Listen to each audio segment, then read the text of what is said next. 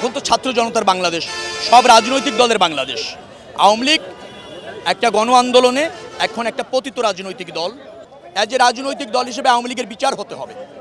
তার কারণ হচ্ছে আওয়ামী লীগ ক্ষমতায় 15 বছর অবৈধভাবে ছিল।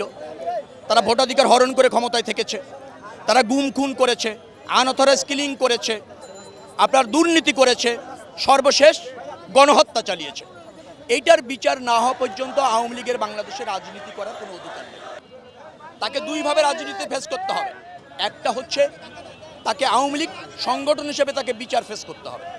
দ্বিতীয়ত হচ্ছে আওয়ামী লীগের শীর্ষ নেতা থেকে ওয়ার্ড লেভেলের নেতা পর্যন্ত যারা এই অপশাসন দুঃশাসনের সাথে জড়িত, যারা গুম খুনের সাথে জড়িত, যারা আপনার ধরেন এই গণহত্যার সাথে জড়িত, তাদের আগে বিচার হবে। তারপর আওয়ামী লীগ বাংলাদেশে রাজনীতি করবে কি করবে না জনগণ ঠিক করবে। সেটাই হচ্ছে আমাদের সাথে আজকে বক্তব্য।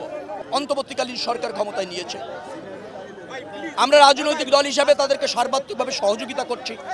ছাত্র জনতা সব রাজনৈতিক দল মাঠে থেকে শৃঙ্খলা রক্ষা করা, জনগণের সম্পদ নিরাপত্তা দেওয়া, জাতীয় স্থাপনা রক্ষা করা, গুরুত্বপূর্ণ স্থাপনা যেগুলি রয়েছে, সম্পদ যেগুলি আছে, বিপণী বিতান যেগুলি আছে, ধর্মীয় উপাসনালয় যেগুলি আছে, 5 তারিখ থেকে বিএনপি নেতাকর্মীরা প্রত্যেকটা মহল্লায় নিজেরা দায়িত্ব নিয়ে সেগুলি পাহারা দিচ্ছে।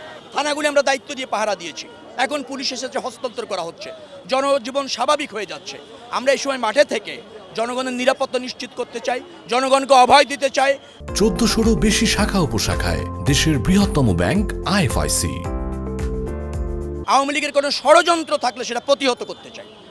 সেই জন্যই ছাত্র জনতা এবং আমাদের রাজনৈতিক কর্মী যারা আছে, নেতা যারা আছে, এক এবং অভিন্ন এক লক্ষ্যে আমরা মাঠে আছি এবং এটা আমরা অব্যাহত রাখব।